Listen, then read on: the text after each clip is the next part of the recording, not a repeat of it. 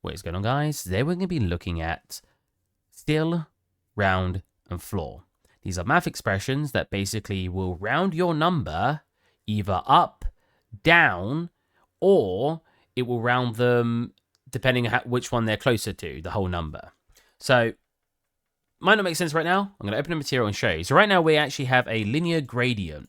And what I've done to this is I've multiplied it by 10 because a linear gradient will go between the values of 1 and 0. So if I actually just plug that in here. 0, 1. I'm multiplying it by 10 so that way it goes between the values of 0 and 10, right?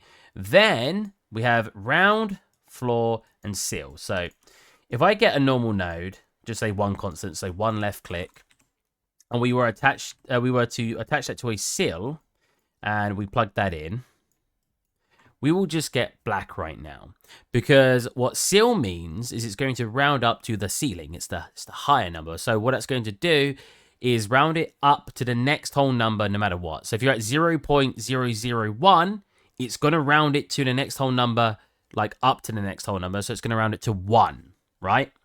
So if I put this to 0.001, it's going to go completely white because it's now rounding all the way up to the value of 1. So this is great if you if something goes above the value of 1, you can now get it. So if we go 1.01, for example, it's going to round that to 2 now. So the value that's actually being given to us is 2 because it's rounding to now the next whole number. So 1.01 will go up to 2. Floor will basically do the opposite of that. So if we are at the value of 0.99, it's going to round that down to the previous whole number, which is 0. And if I go just above that, so if we're at 1.1, it's going to keep that value at 1. And if we have it at 1.99, it's going to still round that number down to 1. Because it brings it all the way, it will always bring it down to the previous whole number. Round will round it to whichever it's closest to. So if we are at the value of 0.49 or lower, or should I say lower than 0.5, it will round to 0. And now if we are at the value of 0.05, I guess, it will now round it up to the next whole number. Now, I don't tend to use floor and Ceil too often, unless I just want something to not have a value, unless it goes above the value of 1, I might use a floor.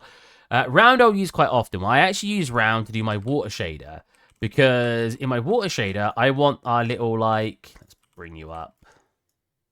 I want this effect we're going on to either be the value of 1, so for foam, or to be the value of 0. So towards the end of this shader, I've actually connected it to a round to force those values to either be 1 or 0. This gives us this nice effect where it's this really sharp foam. If I were to take that out, it will be sort of a much smoother look to it, which I didn't want. I've connected this to a linear gradient. The reason for that is so I can help sort of demonstrate what it looks like if we were to wanted to have this effect, right, where we're sort of cutting out segments of it between. So this is actually between values of 0 and 1 right now, because what I'm doing is I'm multiplying it by 10. So a normal, as I was showing earlier, normal linear gradient is 0 and 1. I'm multiplying that by 10, which now gives us 0 and 10. So between this, so about here's 1, 2, 3, all the way up to 10. If we now round that, it's just going to round between 0 and, well, multiplied by 10. So yeah, so it's going to be, so this is going to be between 0 and 10, but past the value of 1 in base color, you're not going to see that. If I actually plug that into emissive, you might see the difference in glow. Yeah, can you see that? Can you see as it's glowing more? Let's plug that out of base color, it might help. So you can actually see, as we go over here, it glows more in segments. But let's say I wanted it to show in base color. What I'd now do, so it's going between the values of 0 and 10. I could divide that by 10 now. And we'll get this nice cutting sort of effect where you're seeing each part of the gradient. If you were to use a floor, you'll bring the values down. You can see it will slightly go over. So all of this will be black now and go all the way up to there. So we actually, we still get to a value of 1, but yeah, it's basically pulling it down instead of rounding it. And then if we do a Ceil, it'll pull it up. Which means you can't even see the value of 0 over here because it's bringing it up to 0.1 because, again, we're multiplying it by 10 and dividing it.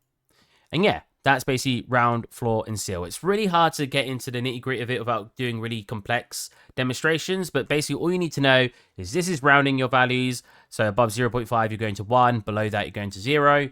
Floor will, no matter what, bring it down to the previous whole number. So at 0.99, it will still bring it down to 0. And a Ceil, which is short for ceiling, will bring it up to the next whole number. So if it's 0.001, it will still round it up to 1. I hope you guys enjoyed. I hope you guys can find some uses for this, because it can be very practical, like I saw for the, or we saw with the water shader with the foam. I use the round all the time because it does help. I use it like a contrast more often than not because I want to basically have a really sharp contrast, so I just use a round instead. And yeah, hope you guys enjoyed, and I'll catch you next time.